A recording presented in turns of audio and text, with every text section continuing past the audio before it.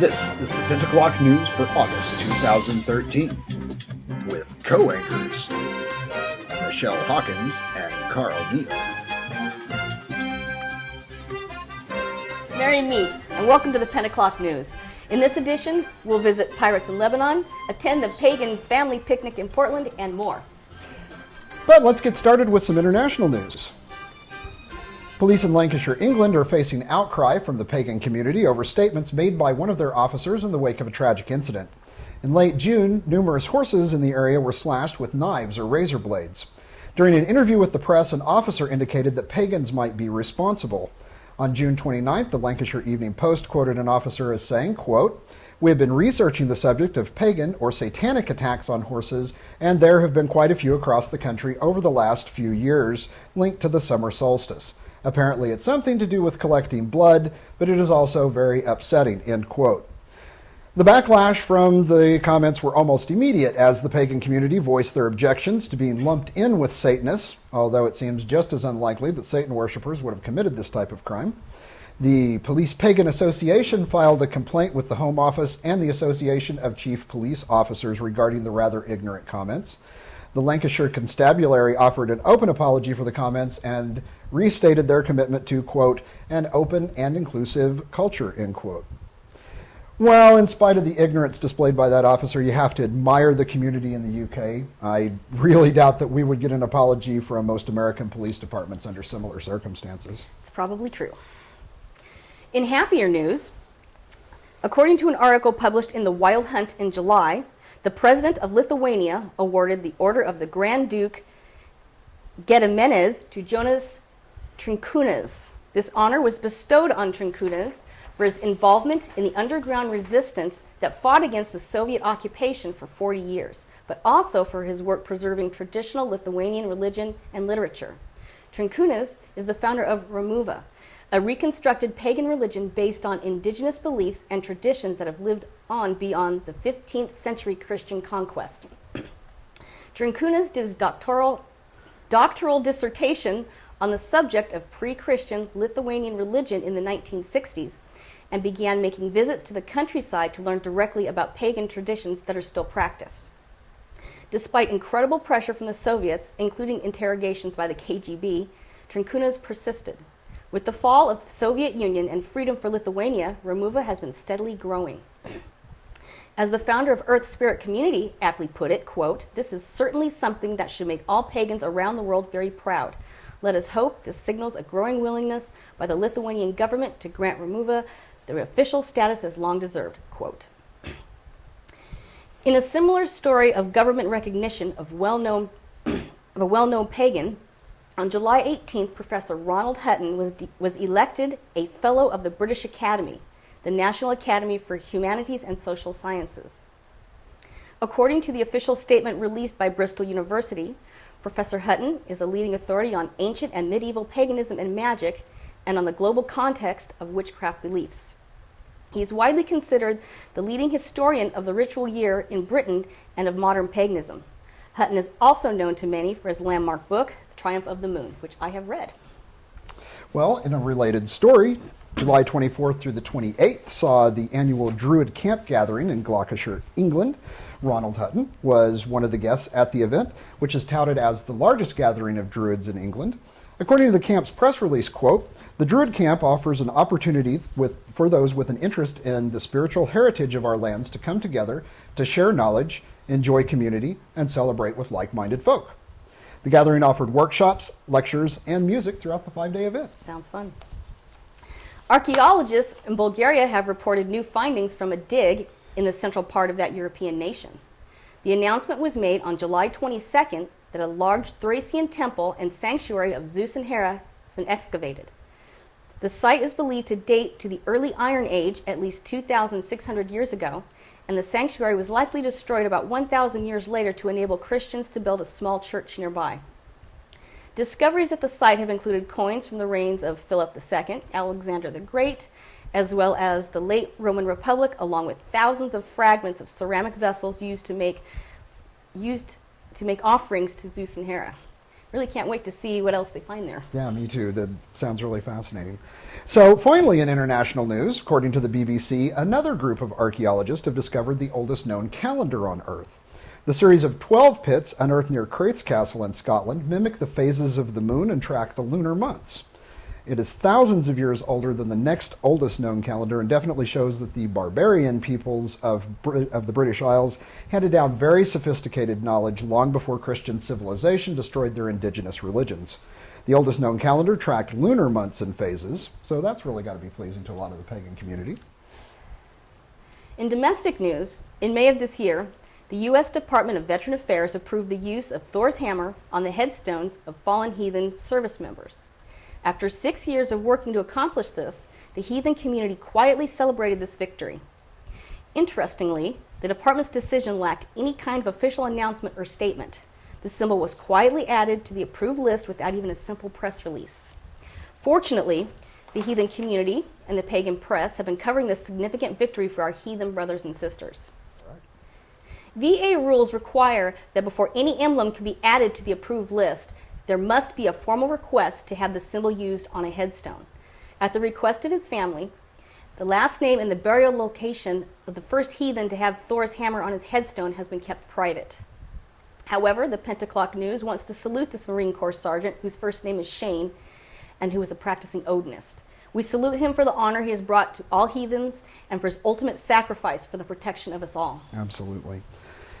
The First Amendment Center released results from their annual survey of American attitudes about the First Amendment.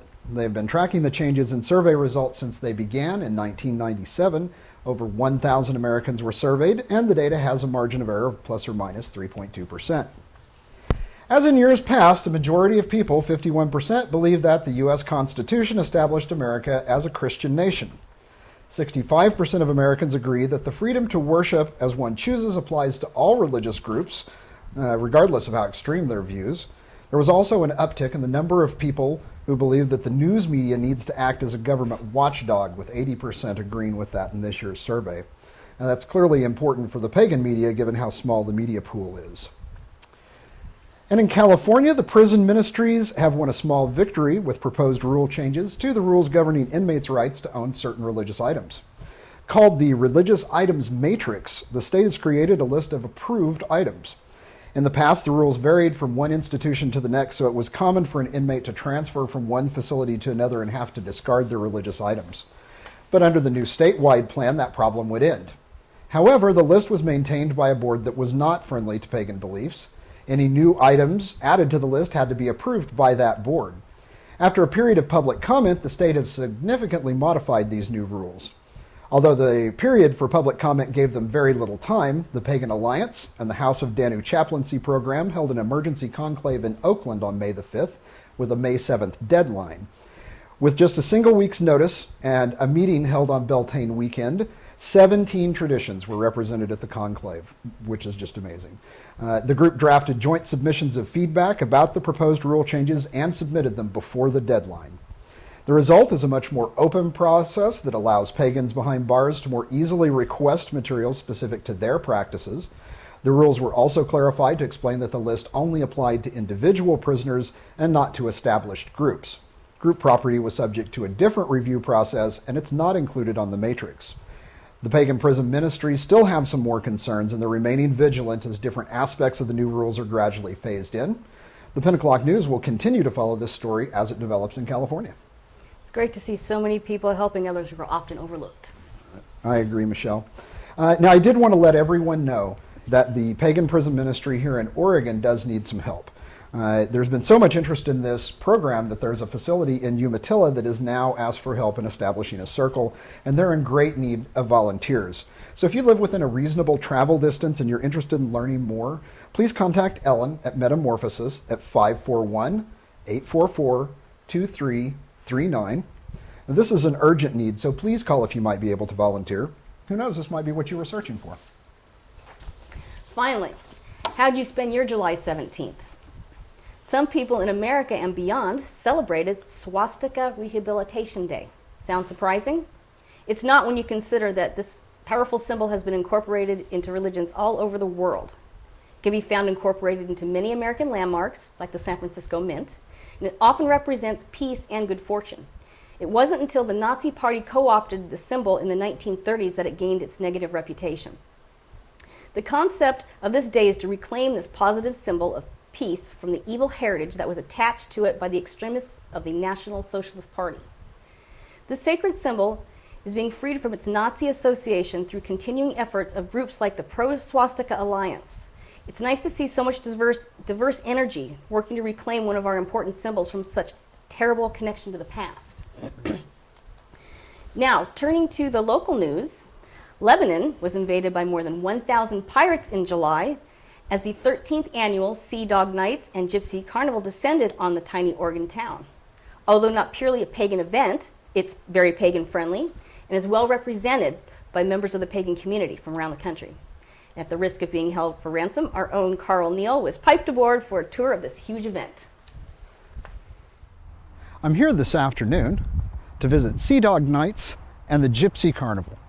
Pretty incredible place, let me tell you. A lot of people, well over 1,000, more like 1,500, are here having a fantastic time. I've been warned that going in dressed like this means I'm considered to be naked because I'm not in pirate garb or gypsy gear, but they're very inviting and friendly pirates, so let's go in and have a chat. And tomorrow on the Warfield, Dog of the Sea, it's a rapier tourney, and that happens at 10 o'clock. And don't forget on the dry dock, the treasure hunt starts at 10. That's all tomorrow morning. You've got Pirate Radio. Black Sheep and IBT have teamed up to give you twice the reward for your sealed alcohol donations. That's right, double payment. Get rupees good for over 80 types of alcohol, including our famous apple pie at the Hoof and Dagger. And you get full bounty of doubloons good at IBT's casino and Saturday's slave auction.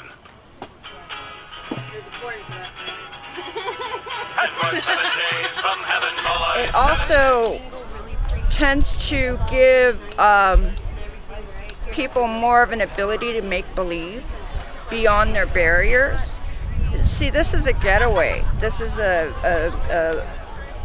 a home away from home, a vacation for a lot of people. They come and they create this amazing manifestation, ships, shows, performances, art, crafts. The vendors are just amazing, and each one just adds a little bit more to the festival. As long as mundania doesn't get involved, which means the mundane real life outside of the event, yes.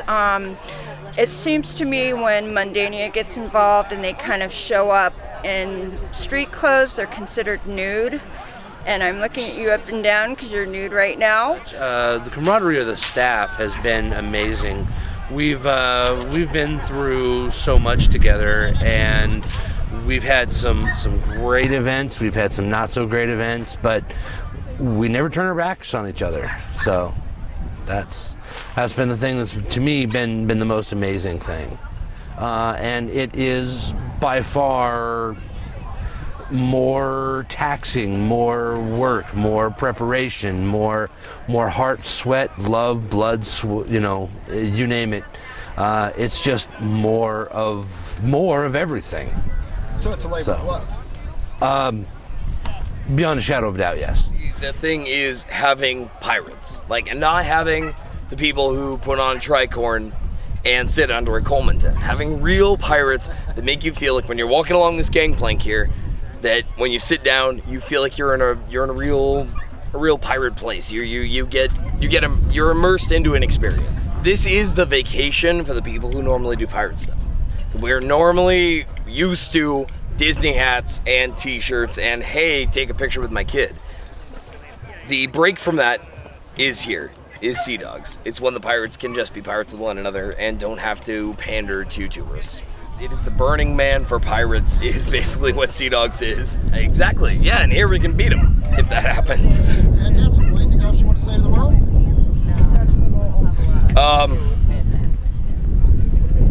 Sail into Spain, and your fortune is made! And you'll never get laid!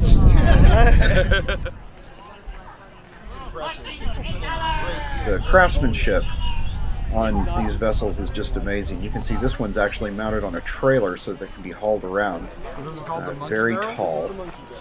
This is the monkey barrel. This is a ship put together for kids well beyond just a simple playground. Really impressive craftsmanship, a lot of work and a lot of detail goes into these things. And it's simply amazing that people construct things like this for an event that only lasts a few days. The sail on this ship, absolutely huge. You can't really tell from the shot. Some people put a lot of effort into their ships. You can see this is a dock, and you can see this is very realistic. I was warned that coming to this event would turn me into a pirate, but I don't believe it. I mean, seriously, me, a pirate? Come on.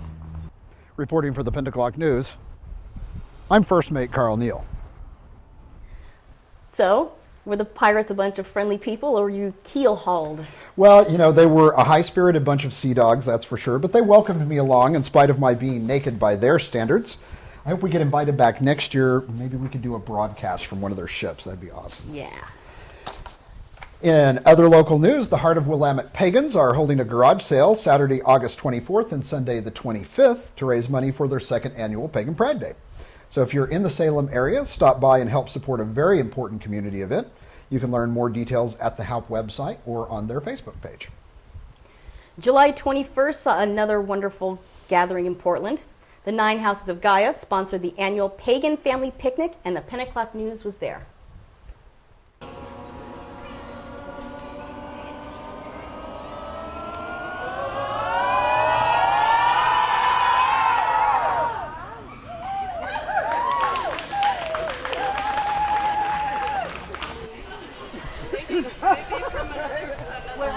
My last year's class was the night before I got.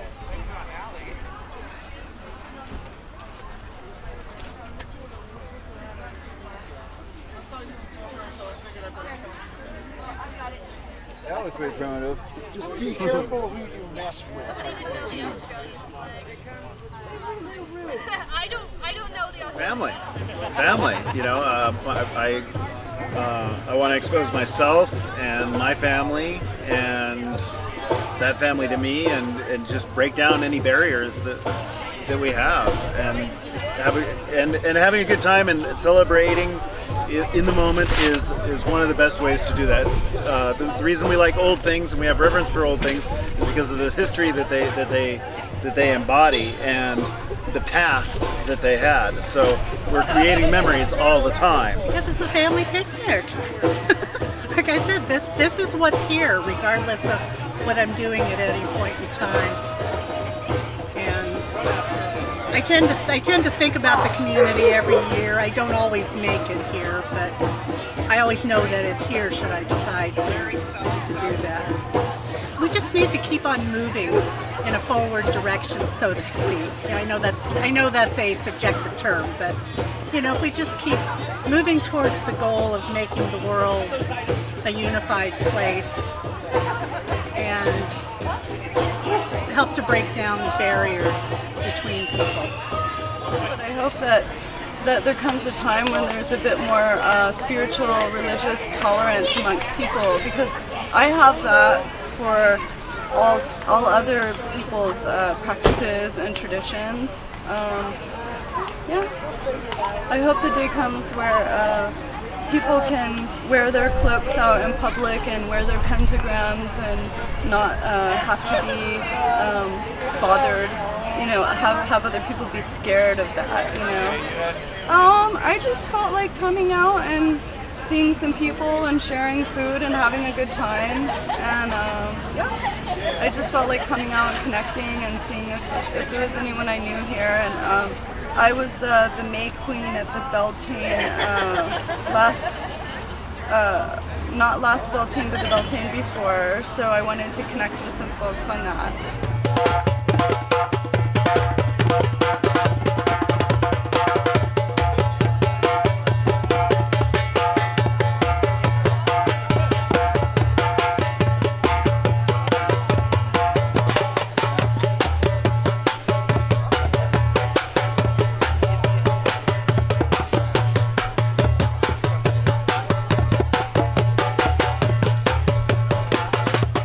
Look for an upcoming event in your area. Here's our community calendar.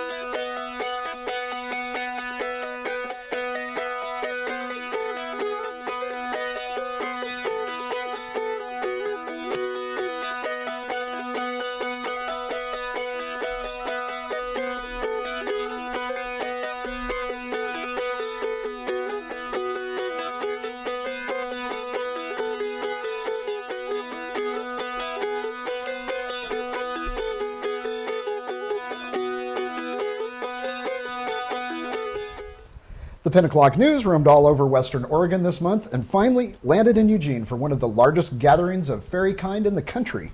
Fairy Worlds is a giant gathering, and I mean that, where every type of fan of the Fae come together for a family event that lasts 3 days. The event included 14 scheduled bands, not to mention the musicians in the campground, workshops, drum circles, and more emerged with fairy spirits. Let's take a look. You hold a leg in each hand. One is for skating on, one for drowning in.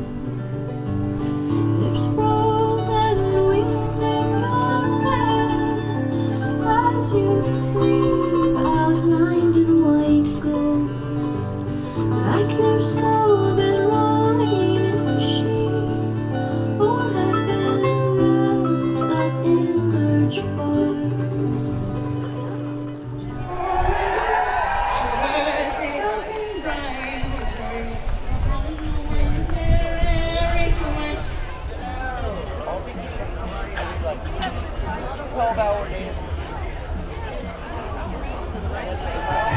To enjoy the fairies and the awesome costuming. Is this your first year? No, this is probably my third or fourth. It's the only place where I fit in.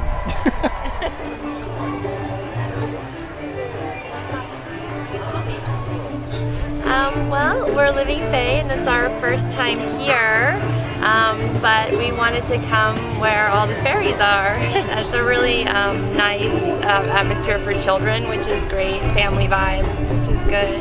Yes, I would say that we're pagan. We're fairies. We actually started off doing altars and sacred spaces, so that's kind of in blessing and ritual. So that's where we started, and now we're branching out into products, and we made everything ourselves. So actually, if you got a minute, I'd like to talk to you. Sure. What draws you to the fairy universe? Happiness. A balance of the bad things out there, giving yourself a reason and a permission to go play. Have fun. So is that what this is then? It's a vacation? That's what I believe that it is. It's a good vacation, it's a good place to meet new people, and I get to play with my fairy stuff. Fairy toes. They're made from brand new, original to us. We sat at the kitchen table last year and made them from Fimo and aluminum foil, and said we wanted something, a costume for your shoes. Well, we're at Fairy Worlds because these are our people. You know, I'm just saying, fairies love mead. It's the honey, it's the alcohol, it's the debauchery, it's the everything. Guitar in the house, a toothy grin appears beneath my chair. The scaly tail goes sliding out of sight. Now it's gone, or was it ever there? Something odd has moved into the house. The Tillion tracks lead underneath the bed, and all the cats are tasty, fat and scared. But I don't think we've lost any yet. So what's the big deal? Doesn't everyone have an alligator somewhere, somehow? And maybe this one has always been here, but I never noticed until now. Ole.